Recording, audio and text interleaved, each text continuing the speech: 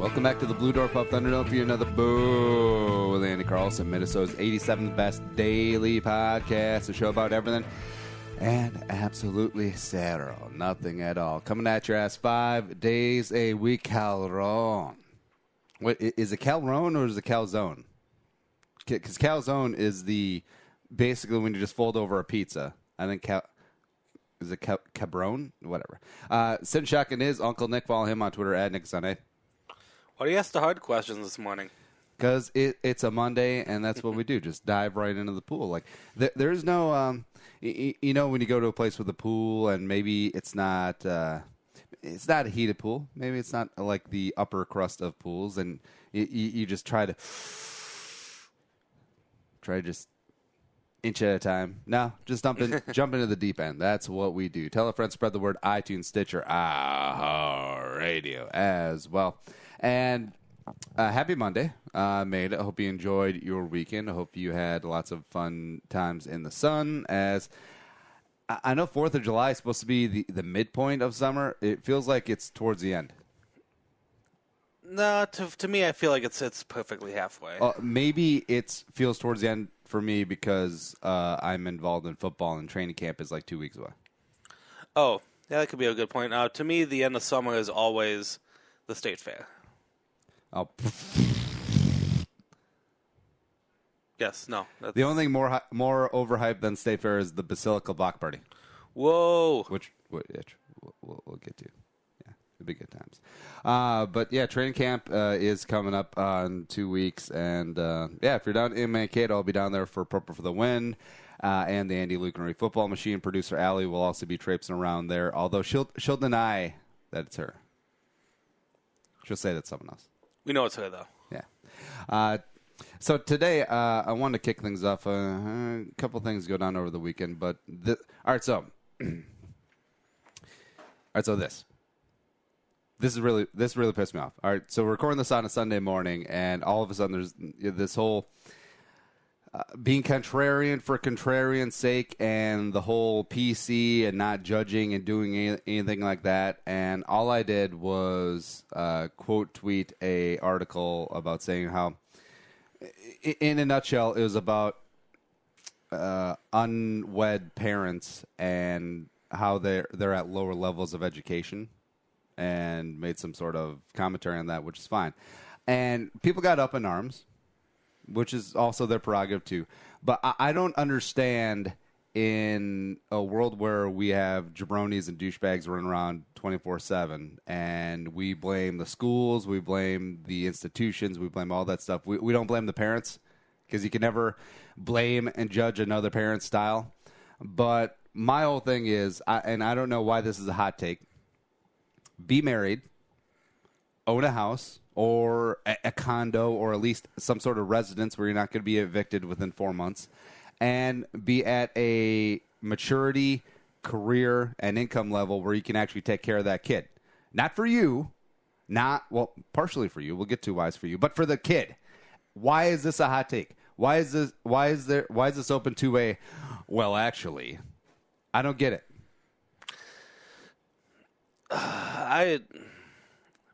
Being a single guy, and we've talked about it on Dad Mode before, you know, it's.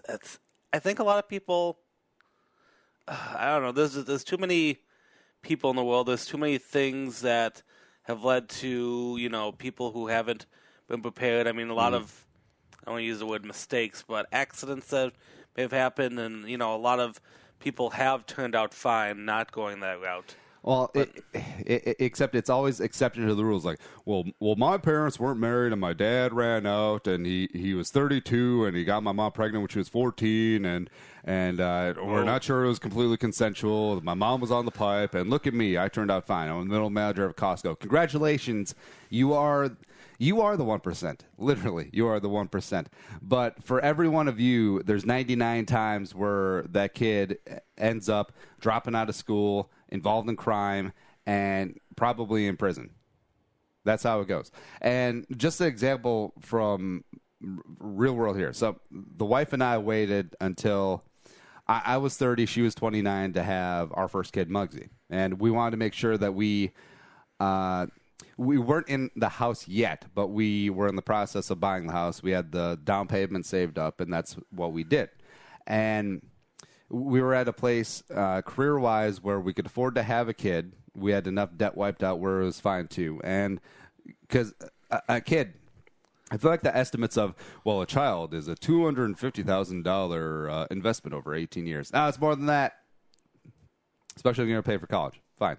But just traipsing back, because the wife and I have been married for 7 years. We were together 2 years before that, maybe 3.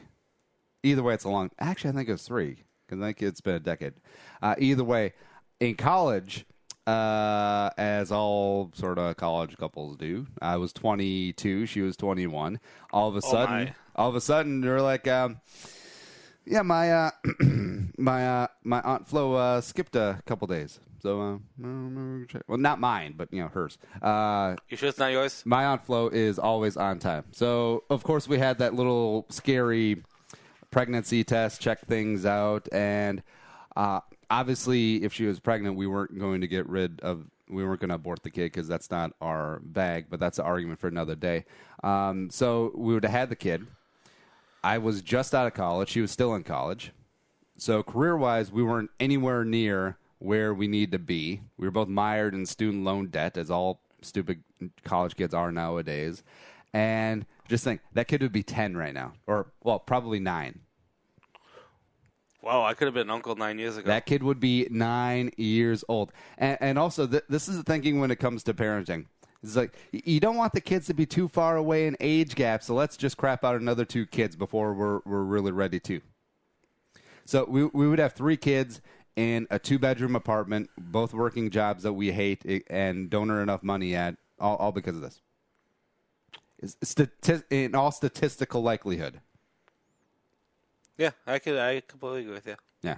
And I don't know why people are up in arms like, well, have kids when you want to have kids. But, there's something to go with planning, because when you're at a place in your career when you can accomplish something and you can afford childcare and all the other things that go along with properly raising a kid. And that's just setting the kid up for success. Because if you have a house, that means that you've been shopping around. You can see which school districts are going to be best for your kid. You can, and generally, the better the school district, the higher the cost of the house. So you're going to take a little bit of work to get into that spot. But having the kid at 22 or 16, which also happens, and having it where you're at some point you're going to become resentful of the kid. You don't get to do the usual 20-something trappings of going to the Basilica block party and being a jabroni out there. And all of a sudden, you're going to be resentful of little Junior when he's 4 and still not potty trained. And you're like, oh, all my friends are out and having a good time. They're on the pontoon, except I'm stuck here with you. And my job sucks, except I got to keep working it because I got to pay the bills. It doesn't pay enough. Hey, raise that $15 minimum wage. We need to do that. And all of a sudden, you're not going to feel fulfilled career-wise. And then the kid's going to be 18. Maybe you have a strained relationship. Or maybe that kid repeats the cycle and has another kid out of wedlock, and all of a sudden you're a 37-year-old grandpa. How do you feel? Oh, we got a grandpa on this conversation? Oh, my gosh. No, I completely agree with you on this. I don't think there's obviously in our today's world, I don't think the stigma is as strong as it was back in the 50s, We should bring it back. The 50s were great. The 50s. Well, not for... yeah. For some people, yeah. I don't think the stigma is as bad as it used to be. But, the way you guys are doing it, that is the perfect, I was going to say the right way. To a point, it's the right way. But, and there are those people who've done it early, who've made some mistakes. But, they got a lot of help, and it can work out. But it's so much easier the way you do it, and I think that's how you'd want to do it, the easy way, not having a kid when you're 16, depending on your parents to help everything. You're living at home forever. Well, this is actually one's close to home. And also the whole be married before you have a kid. Like, I understand that that's impossible in today's society. It's out. Actually, I would love to see numbers on this. I feel like more first kids are born out of wedlock than actually marriage. But they're together, aren't they? I mean, well, they're together for about 4 to 5 minutes, at least. You know what I mean. I'm saying I think a lot of looking at my family, I know a number of people who had their first kids were like getting married or in the process. At least like they were with their significant other who, as of when we're recording this, they are still together. So, well, purely anecdotally, and a couple of people close to me who have had multiple kids with their partners that have not, they were not married to, it was out of wedlock, are no longer together. So that's 0 for 2. That's purely that's purely anecdotal, which is fine. But yeah, the kids. You could say, oh, well, having 4 parents is better than having 2. No, it really is not.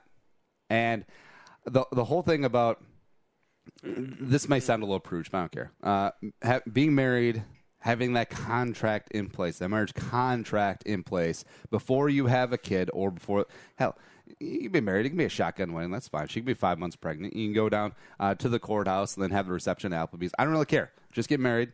And it's the same thing of when people take out a mortgage and buy a house together with someone that they're not married to. And it's like, oh, we've been dating for 4 years. But that marriage is, I feel like that marriage is a nice little buffer contract, because when you're dating someone, even if you've been together 4 years and you do something stupid and you guys fight about it, it's really easy to break up. But I feel like that marriage thing is almost like a nice little buffer where it's like, all right, well, should we break up because we have to go through all this paperwork? We each have to hire a lawyer. We each have to divvy up all these assets and all this stuff. Or can we work it out? And I know that that's the reason why there's a number of unhappy marriages in the United States. But I feel like that having that nice little rubber band buffer keeps you together. And yes, I do think that even a slightly unhappy marriage, if you're staying together for the kid, and that happens a lot where 2 people hate each other's guts by the time that marriage is over, but they wait until that kid goes off to junior college to live separately, even though dad's got the girlfriend who's an assistant at his office, and and the wife is spending a little bit too much time with her yoga instructor. Ironically, his name is Yogi, and he is a yogi. Okay, I can't believe you went there. That's yeah. Yeah, but just think about the process of trying to sell a house when you hate the person that you're with, or you broke. This also happened recently. One of the wife's coworkers, she bought a house with a guy that she was going to marry, but it didn't go through because he was a dirtbag. And the whole process of selling and short selling, it ended up in foreclosure because it's hard to work things up between 2 sides. And also, having the kid, it's complicated. It really is complicated. But I feel like at least if you're married and have a good footing in your career and income, you have a head start. The kid gets off on the right foot. Now, even if you get off on the right foot, that doesn't mean that the left foot coming up isn't going to be bitten by a snake or fall into quicksand, which is fine. But at least you're giving them a head start. How come Uncle Nick didn't know about this one chick? What chick? Whatever, coworker. The one that got divorced. So you're saying I have a chance? I could have saved that house. I could have came in. I could have been the hero. Yeah. Well, here's the whole thing. The wife. Whenever you ask anyone if person X, Y, or Z is attractive, and if they pause for more than half a second, it's a no. And this works for men and women. Ooh, yeah. Yeah. So is he, she cute? That's a no. Good personality? Or if you get the, yeah, that's a no. So, like, the only way they're attractive, it's like a straight up yes right away. Pretty much. Because that means that they thought about it before. Or huh. Okay. Yeah, I forgot. We also have How Will They Be? Queens and Princesses edition. So, yeah, let's get into that. question is, how old? Get off my lawn. Time for another rousing round of How Old They Be. I can't let you in because you old as fuck. For this club, not, for the earth. All right, you know the rules of the game. We have a dozen jabronis up here, and we're going to guess their age. They're all tangentially related to queens and princesses. Props to producer Allie for doing this up. And let's see here today. So queens and princesses, Nick and I guess the age, and whatever we're off by, that's our score. Lowest score wins. Play along at home and tweet in your score. And if you hit a dead nut sound, that's a 5-point deduction. So here we go. Number one at 12, Gabrielle Anwar. Gabrielle Anwar. Play Queen Anne in The Three Musketeers. Was she the one from Burn Notice? Maybe. I think she's the female from Burn Notice, otherwise I'm not sure who she is. What is Burn Notice? All right, so Gabrielle Anwar. I'm just going to say 40. I'll go 45. 45. Gabrielle Anwar is 47. Now off to a good start. Number 2 out of 12. 2 out of 12. Kate Blanchett, who played Elizabeth I in Elizabeth and Elizabeth the Golden Age. This movie got a sequel? Yes, it did. Oh, there you go. All right, so Kate Blanchett. Kate Blanchett is in that territory where she could be 47 or she could be 62. And I wouldn't be shocked anywhere in between. But I'm going to say Kate Blanchett is the 52. I said 58. 58. Kate Blanchett, 48. Again, sorry, Kate. 47 to 62. Yeah. Helena Bonham Carter, who is in every frickin' Tim Burton movie under the sun for no reason whatsoever. I think they were banging. Yeah. Well, it's like, why is why does Judd Apatow have Leslie Mann in every movie? Because she really appreciates her acting. Or why is that blonde chick in Raiders of the Lost Ark? Wait, no, Temple of Doom. Oh yeah. She was definitely banging. Oh, she banging director. So Helena Bonham Carter, who I don't think is that good, by the way. She's different. She's a unique. She's good for certain roles. Ironically, since we're talking about Tim Burton, she's definitely his cup of tea. Well, I wouldn't cast her in like a romantic comedy with like opposite like Chris Pine or something. Helena Bonham Carter, she suffers from Vince Vaughn syndrome, where every single movie she's Helena Bonham Carter. Truly is. Ooh, interesting. Yeah. The chick from Fight Club, the Red Queen, the Les Miserables. Harry Potter fans, she's Lestrange. Yeah, she is Lestrange.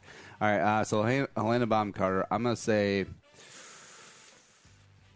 she's got to be up there, right? I'll say 45. I said 49. 49. Helena Bonham Carter, 51. Ooh. Now I feel bad. No. No, I don't. Number 4. 4 out of 12. Claire Foy. Claire Foy, who played Anne Boleyn in Wolf Hall and Elizabeth II in The Crown. Oh, I only know her through, I think, commercials of The Crown. I think that's that Netflix one. Yeah. All right, so Claire Foy. I don't know too much about her. She kind of came out of nowhere and now is in a lot of movies. She plays a queen in everything, which is kind of... I think she's British. You kind of being typecast, though. Claire Foy, I'm going to say 32. I said 31. 31. Claire Foy, 33. Oh, I almost thought 33.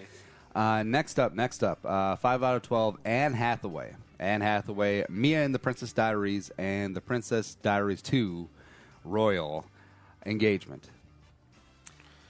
And I didn't see the second one. The first one was pretty good because it's got who's the Julie Andrews? No, it's her like guy bodyguard who plays Mr. Delazato in Last Man Standing. Oh, that guy. Yeah. Also the bald guy from Pretty Woman. Oh, I forgot. Dun, dun, dun, dun, dun. No, Anne Hathaway. She's been around for a while. I think she's still relatively young. Wasn't she going to marry some prince of Monaco or something, but it turns out he was fake? I think so. It's been a long time since So I've she seen was the movies. literally trying to become a princess. Although that's not how it works. I know she would have been like a princess consort or whatever. I think the second one was about her trying to marry someone else or something. Yeah, it was really weird because the first one was all about the. Oh, like, no. I was talking about her in real life. Oh, Anne Hathaway. Oh, Yeah. I had no Yeah, idea. not No. for the movie. Yeah. Oh, I had no idea. No, sorry. No, I. All right, so Anne Hathaway. I'm going to say 35. Is that 39? 39. Anne Hathaway, 34. Oh, I'm sorry, Anne. Damn it. Last two, I was just one off. I mean, just give me one. Give me one. 7 to remain. Number 6, Adelaide Kane. Adelaide Kane, who played Queen Mary Stuart in Rain. The wife and I watched the pilot of this. It's Was this a TV show? it was like the CW version of everything. I have no idea who this is. All right, so we'll look at the picture. Adelaide. I know. Kind of a pretty name. I would do that name. Is Adelaide in is that Australian?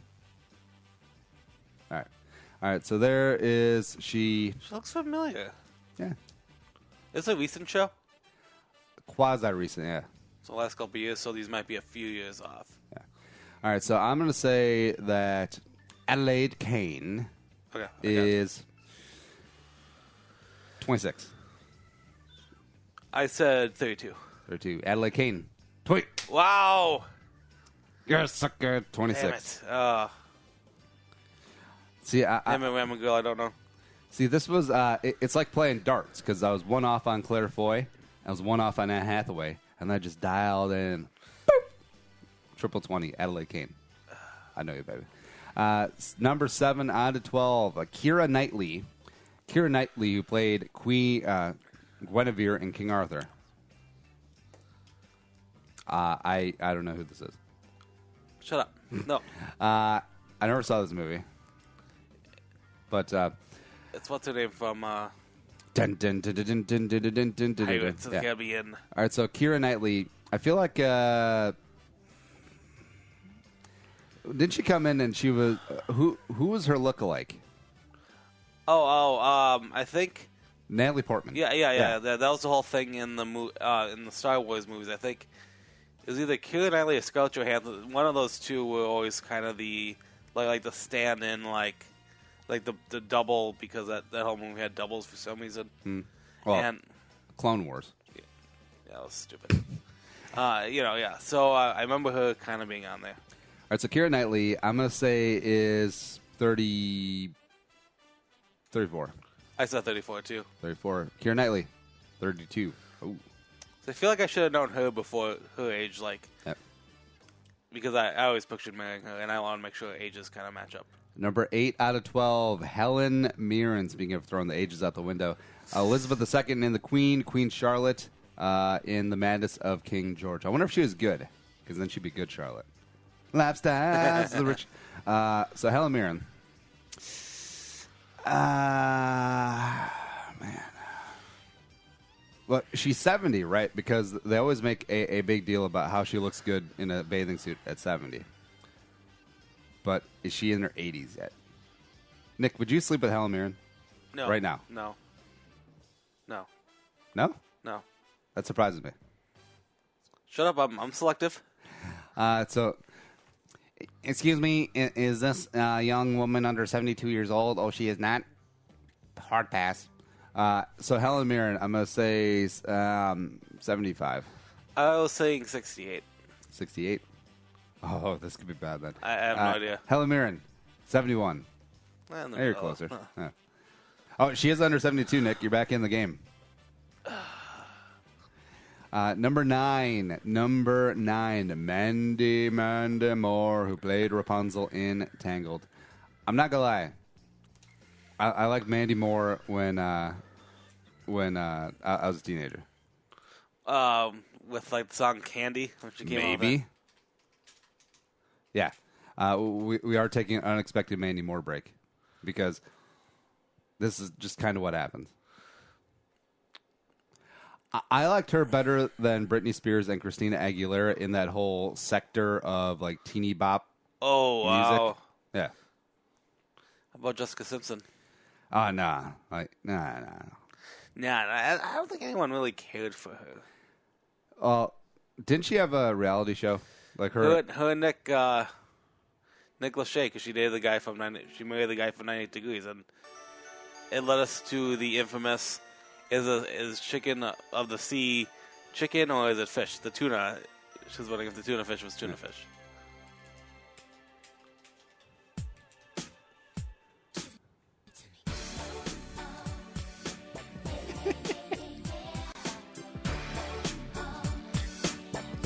Because I mean, come on. Also, she's like 6 feet tall. Whoa, she's Asian.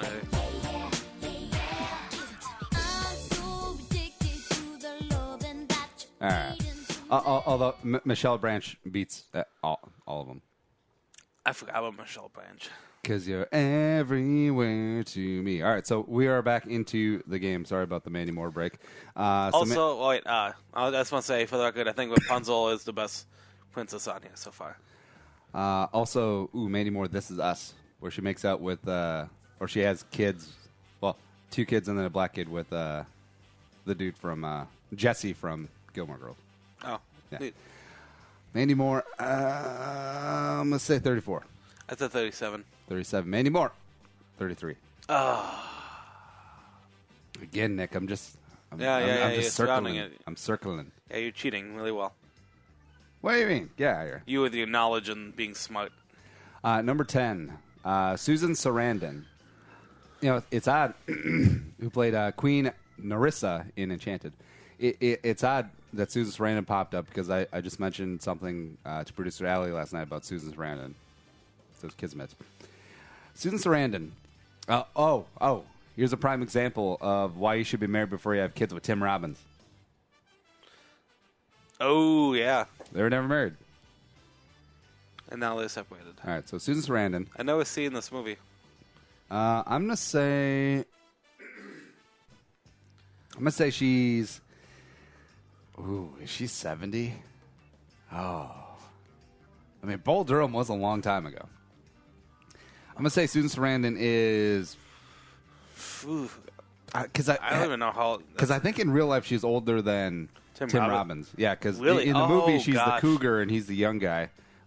I think they're closer in age than that, but also I think she's still. Yeah, I'm gonna go for it. I'm just gonna say 70. I think I'm underplaying it. I said 58. I feel like she's still young enough to do stuff. SNL? Come on. Nick, What? this could be it. This could be it, though. Susan Sarandon is 70. Oh, wow. Nailed it. You did. High You did. fives all around. Dang. Oh, listener, she's 70. She is 70. Wow. I cannot believe that. 2 names remain. Now, Nick, here's what's going to happen with these last 2 names. You have to get them dead nuts on, and I have to guess 200 for Kristen Stewart. You should just guess 250. At number 11, Kristen Stewart, who played Snow White in Snow White and the Huntsman. Snow White's not a princess. Wait, is she? Yeah. She was born to. Well, I mean, she marries a prince at the end, doesn't she? Doesn't make her a princess, though. Makes her a consort. Whatever. It's okay. All right, so Kristen I feel Stewart. like I should know this. All right, so Twilight and all that crap. Not Smiling, all that crap. I'm going to say Kristen Stewart is All right. 29. I said 33. 33. Kristen Stewart, 27. Oh, she's a baby. All right, so Nick, you didn't get it right on, and I didn't guess 200. I think I lost it 5 names ago, so we're good. Last name, Charlize Theron, the beautiful African-American Charlize Theron, who played Ravenna in Snow White and the Huntsman. Oh, wait, there's two of them? Wait, there's a separate Huntsman movie? There was a one just came out because Snow White, the Kristen Stewart one. Then there was a sequel, which I think was actually a prequel. I don't know if it was called The Huntsman though. All right, so Charlize Theron. I mean, she's been around a good while. I remember her from Mighty Joe Young. That was a long time crush. I'm gonna say,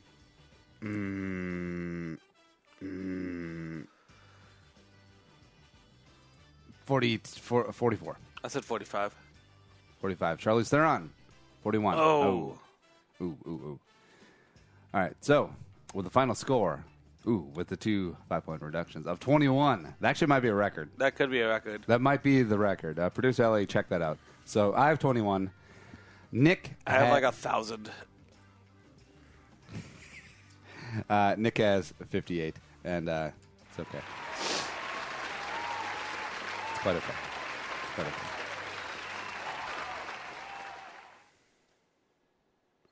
Are you? You're not playing any morning music or anything for me? No? Okay. Oh.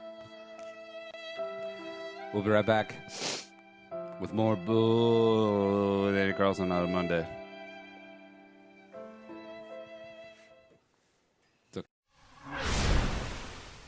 Andy Carlson here, Purple for the Win podcast, letting you know that we'll be here all off season long talking the Vikings angle on everything. Combine, pro days, free agency, the draft, OTAs, training camp in 2017.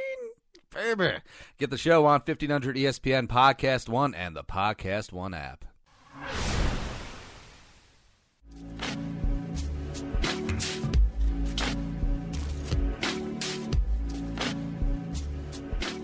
And come back into the Blue Door Pub Studios, and the Tots of Time are going on right now. But get these before it rolls over and they switch kimchi, tachos, and here's what they do. They got the tachos, they got queso, chili, lime, pork, kimchi, and their whirly sauce right on top. So good, so delicious. And these are a limited time. They're about to switch over the Tots of Time, so go and get these at the 3 Twin Cities locations. St. Paul, Longfellow, University on Como, thebdp.com. All right, Nick, let's do some news. You are fake news. Sir, go ahead. George Bush doesn't care about black people. Ain't got time to believe. You can't handle the truth. The news with Uncle Nick. All right, Nick, what's going on in the world today? Nothing. I'm getting so much is going on. I'm going to start with a little sports news. I know we don't like talking too much about sports, since you have 12 other podcasts that do it. Something that caught my eye, though, was ESPN, the magazine. So I guess a magazine here exists. Has a body like an athletic nudie kind of magazine like issue, known as like the Body Issue, where they take a lot of typically current celebrities and pose them and pretty. I don't want to use the word provocative, but they're kind of out there with their stuff hanging out and stuff. Pretty artistically covered, of course, but I don't know. It's kind of like the swimsuit, swimsuit edition that what's it called? Always sends out. Sports Illustrated. Sports Illustrated, yes, and they. I don't know. I think this isn't the first year they've done it. I think they've done it a few years now, but. I don't know if you're a big sports fan and feel like this is a number of celebrities from all over. It's not like it's everywhere. It's from football, basketball, tennis. Who's in it? All right, I got AJ Andrews. You got Ezekiel Elliott. The names that are coming to my head here. Brianna Decker. The only other one I really know is Caroline Wozniak. The tennis player. Yes, the tennis player who's gorgeous as usual, but I don't know. I don't know why they do this. This is the 9th time they've done this, so it's been out for quite a while. And as far as I know, it's not losing any steam. Well, Here's my whole thing. Like, how many people actually? Like, is this a big seller for them? Like individual issues. I understand subscriptions. This will just be delivered in the mail, and that's fine. But does this really bump up circulation? Do people really go to the newsstands and be like, you know, this magazine with Zeke Elliott with his leg raised up in a Heisman pose, just covering his junk? I'm in. I need to buy this. Take my $5. I think this is more just gimmicky and just a way to get people talking about it. And I don't know, it feels played out. And also, yeah, I know that it's cool to see some of these athletes, especially on the female persuasion. I mean, we're looking at whoever this ice skater is. I mean, that's all right. But yeah, I don't need to see Vince Wilfork. I mean, look at this one. Oh my God. Yeah, I don't need to see Big Vince. That's fine. And let's see what else here. Ooh, Venus Williams. Brent Burns and Joe Horton, two really long-haired, creepy. Who are they? They're probably hockey players. Interesting. Okay. Huh. So, here we go. Like an entire water polo team, female water polo team. This is good. Oh, neat. This is obviously a shtick. It gets people to talk about body issue, like actual body issues, and people get all up in arms and preachy on Twitter and Facebook about it, which is fine. And I'm sure this is a lost leader for ESPN. They got to pay for the photographers. They got to pay for these people to pose for pictures and stuff. And it doesn't really move the needle for me. And also every day on the internet is ESPN the body issue, if you think about it. Yeah, to a point. They've been doing this for 9 years, so this must not be a losing money thing. Even though ESPN are cutting a lot of people, but that's definitely could be completely unrelated. I don't, a lot of these, judging by the, well, Nick, how do you think they make money off this? There must be advertisers or something. Yeah, but I don't think this significantly bumps up their sales for non-regular circulation. I don't think they would do it and lose money. Oh, you! I mean, shut up. I mean, like they must not be taking. I doubt Julie Edelman's making. I doubt they're offering him like $10 million to do. Oh no! Like, hey, it's like Edelman, show up. We'll give you $10,000 and we'll comp your flight for the photo shoot. I'm thinking $5,000 and some bologna sandwiches, maybe. Yeah. Well, it's almost like the swimsuit issue. That has to be hemorrhaging money. Because Sports Illustrated, back in the day, that was the thing. That was the thing that would bump up, newsstand sales and like one-off sales, because we need to check out these chicks in bikinis. And remember when you were a kid, the kid who got his mitts on the swimsuit issue first, like that was a big deal. That was a big deal. Oh yeah, okay. Yeah. Okay, yeah. So I mean, from a 2017 perspective. Yeah, the magazine's probably is kind of dying out, so I'm not. I don't know. Like I said, doing it 9 years though, I mean, it can't be hurting it. I don't know. Best Buy's been open for 9 years. I like Best Buy. I've been there once this year. I went to a Best Buy just randomly because I was looking for a specific DVD. And remember when Best Buy's DVDs was like racks upon racks, and then a bin of the $5 DVDs that it was so deep you could be like Scrooge McDuck in the money bin in Monster-in-Law DVDs, and now they have one rack. Yeah, it's sad. They have one rack. Half of it is Blu-rays. The other half is TV shows. Oh yeah. That is it. It's heartbreaking the times that we live in. Not really. I feel like Best Buy always kind of sucked. I like Best Buy. That's why I bought my CD player, my CD changer, in my car. Who has a CD changer? Oh yeah, I'm sorry. I know. I said CD changer. I did buy a CD changer when I was 16 when I got my my first car. That was a big thing. Oh, also of trends that we'll look back on that were very stupid. Remember when in high school you'd get the subwoofer and like the 6x9 speakers, and then you'd bump around and waste gas? My friends had all those. Those were insane. The stereo system cost them more than the Kelly's Blue Book of the car. Yeah. Yeah. Oh yeah. No, my friends all did that. I did not. I was worried about making my car hoot on. Yeah. Oh no, it was always stereo system, rims, actual value of the car. My friends were not on the rims, but yeah, I can. No, definitely the stereo system was always top notch. My buddy Rick had, and back in like early 2000s, had the CD deck had like a computerized, motorized window display screen. It was insane. It was so sweet. Yeah. I don't know why any of these things need remote controls. My CD, my CD player in my car comes with a remote. I'm sitting right there. Why would I need a remote? I'm not gonna be 200 miles away. Yeah. So. All right. Yeah. So that's ESPN the body issue. Your supercars. All right. What's next? All right. All right. Kind of going international story here. I thought it was kind of interesting. Things I know about Spain, paella, and running of the bulls.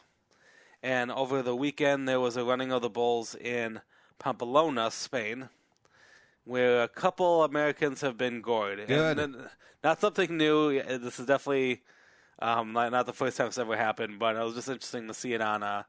This is KSTP here in the Twin Cities. I don't know. I've always kind of wanted to see it, but there is video online. You can find it through multiple sites of people running through the streets with bulls everywhere, and I just don't understand why people do this. This is insane. It looks exactly like you see it in the movies. It's visually just people are just running down the streets, and there are just these loose bulls that kind of just like you are running with the bulls. There's no line. Get 'em. But look, you're gonna get stampeded, and these bulls have sharp ass freaking horns. Yeah, and yeah, no surprise. I'm surprised there aren't more deaths because of this. I'm surprised in our PC culture where we try to impress our own values on the rest of the world that PETA hasn't stepped in and be like, hey, this is barbaric. Or maybe PETA actually likes this because the bulls are getting some payback here. All right, I'm on the Wikipedia page. It looks, if I'm reading this correctly, and yeah, there is a Wikipedia page for running of the bulls, and they're talking about this Pamplona. There has not been a death since 2009. One, that's incredible, but it looks like from this list here that there have only been 15 deaths since 1910.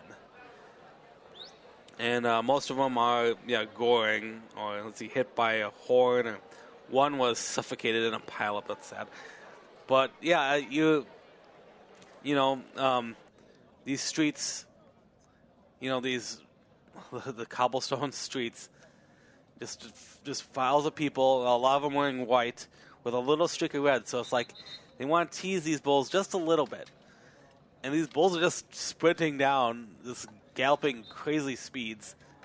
Yeah, and people just the informal, the unofficial dress code is dressed in all white and then with a red scarf around your neck, like you're the French chef on Top Chef. It was all like, ha.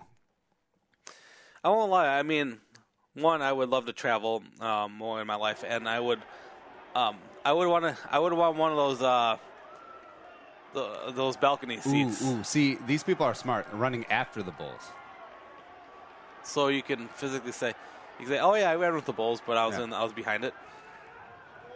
Yeah, I know that this is on every wanderlust douchebags a bucket list of, I want to go and run with the bulls. Like, no, this doesn't look fun, especially since they're running these bulls to the stadium to be matadored. I was trying to figure out where they run to. And again, I'm not a prude here because as evidenced by our giant ass steaks that we ate last night. So I'm down with the slaughtering of bulls and cattle and beef and whatever. But this is just like narcissistic douchebaggery out here. And I feel like, I don't know. And then we lose all our Spanish followers. Yeah. Come back, Jorge. Come back. I miss you. All right. What's next? All right.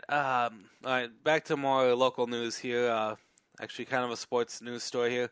Talking Twins. Twins have been playing fantastic. First off, let's just say I'm not too bad. We're near the top of our division. I don't think anyone expected that this year.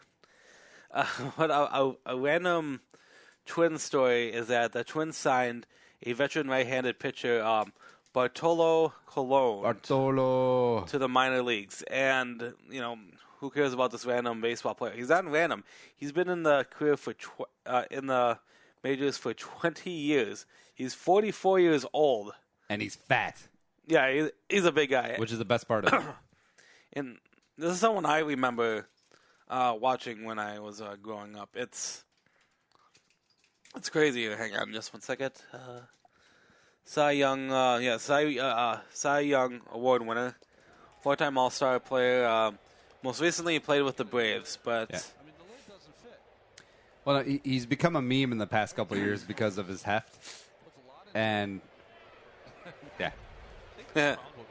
And since he's not going to be batting here since he's in the AL. Well, maybe when we go play interleague, which would be funny. But when he was on National League teams like the Braves and the Mets, he actually had to bat. And that's where all the memes come in. Let's see. The hope is he can return to his form he had last year, where he went 15-8 with a 3.3 ERA. So not terrible at all. I mean, he still must have some. He still has a little bit of a winning streak left here, but I mean, he wasn't doing well with the Braves, and as I said, this is a minor league pickup right now. So not. Will we see him at Target Field ever? I don't know. I really don't think so. The Braves are paying him a $12.5 million contract, and the Twins are gonna just have to pay. There it is. Deep left field. That goes Upton. Back near the wall. It's out of here. Bartolo Colon hitting a home run. Fat guy trot. Impossible has happened. Oh, he'll be at Target Field. He'll be at Herbeck's, ordering up one of those Bloody Marys with the sliced pizza in it. The team vacates the dugout as Bartolo takes the 44 years old. That's really up there in baseball standards. No, but with the Twins doing well and possibly making a playoff run this year, I think Bartolo getting back into form and then being a late season call-up, just toss his ass in the bullpen, it'd be amazing. It would just be amazing. And this would be the best way to send out his career, where the Twins somehow make the World Series, and they're playing in the National League ballpark. Bartolo comes in late in the game, relief pitcher. It's like, Bartolo, we need you to bat. He's like, okay, I got this. And then he does a fat guy trot. It would be so great. Oh my God, I love it. This is something that transcends just hardcore baseball fans. I know. Well, don't you know that his war and his and all these number stuff is like, maybe he's not very good. I don't care. Bartolo transcends actual baseballism. Like, I don't care about baseball anymore, but I know Bartolo, and this is great. Yeah, maybe. All right. What's the last one? All right, last one. Ending the day here with some local news over the weekend was 2017 annual Basilica Block Party. Am I right? No. Okay. For those of you who aren't regulars of the Twin Cities area, if you're listening from long distance away, the Basilica Block Party is located on Hennepin Avenue, outside the Basilica Church of St. Mary's, a Catholic, really nice Catholic church. I've been there once a number of years ago. That was actually my cousin's graduation.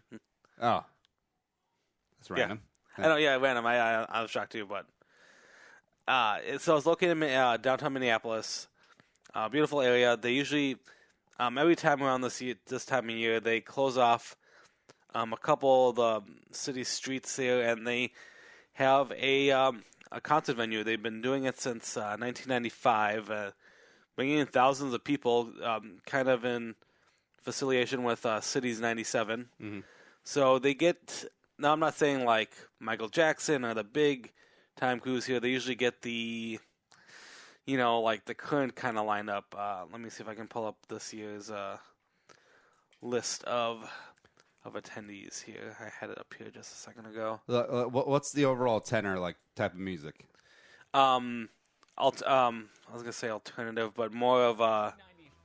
The Basilica Block Party is a fundraiser that helps preserve, restore, and advance the historic Basilica of St. Mary in Minneapolis. And this year they have a great lineup of acts for This is from last year. But Yeah. I didn't know it was a fundraiser for the church. Yeah, I was actually shocked. I didn't see that. But I didn't read that here either. But it's very. What's the current the music? It's very it's rock, but indie. There you go. Sorry, indie rock. Yeah. Oh no, the current is like.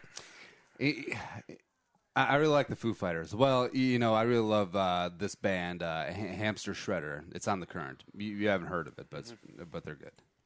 Yeah, it's a little bit of that. The names here that I recognize are, and my cousin went to the show Friday night because it's a 2-night event. The Shins. Yep. Which, if any of you guys are Garden State fans, the Shins kind of was there.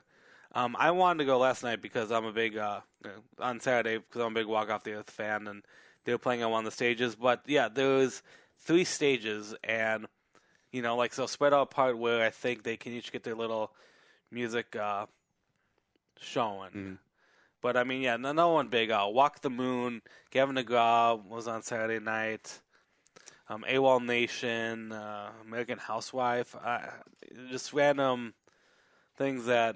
For me, who likes a wide variety of music, I know very little of these bands.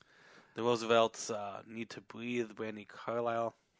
Yeah, I'm surprised that a bunch of young woke millennials didn't protest and not go to the Basilica Block Party since it is benefiting Catholicism. Well, as I said, I didn't even know that. Yeah. This must be. I guess there's a reason this is this is like the nicest church in town because I think they're making quite a few bucks here. I think it's $60 to $100 a night. Holy crap! Unless you do like the 2-day thing where it's like $120 or $130. I think some of the prices I saw. So I mean, they're making a pretty penny, but it's me in my 30s. This isn't really. I think this is a 20-year-old's type of thing. Yeah. I mean, I was never a big go to the concert guy, and I think festivals are stupid. I know that people like build their summer and their schedule around them, and it's their big annual thing. They go with friends, and it's a big. You don't go to what festival are you to go to? I've been to one once. No, I'm kidding. I haven't. It's EDM. It's a dream. I wish I could go to a festival. Which festival would you go to if you had to pick one? If I had the money, I would go, and because I'm a big, huge '80s fan, Europe is a big place where they do summer festivals, and I'm trying to think of the one they do in England every year. But they do outdoor festivals like we do, frickin' just like they do it every other weekend. It's like an outdoor festival. I think it's like the Glasgow one or something.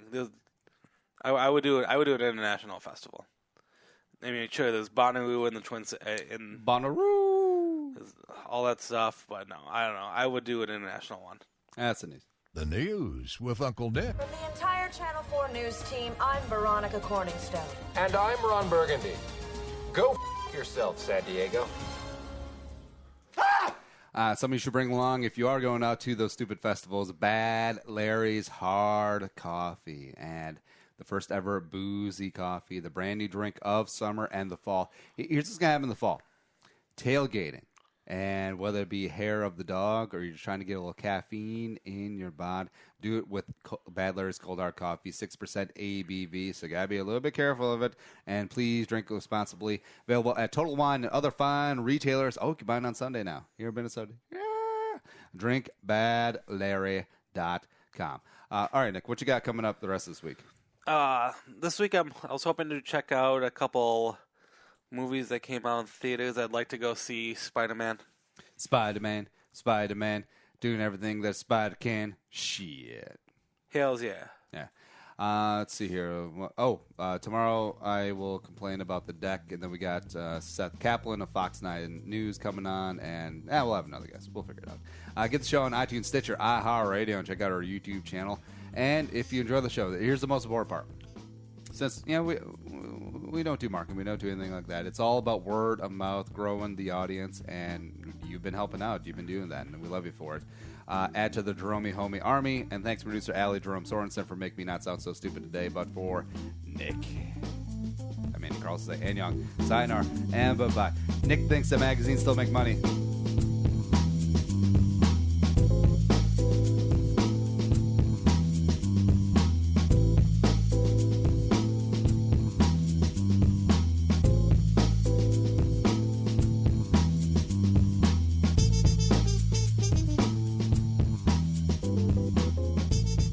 Thanks for listening to Bowl with Andy Carlson, Minnesota's 87th best daily podcast.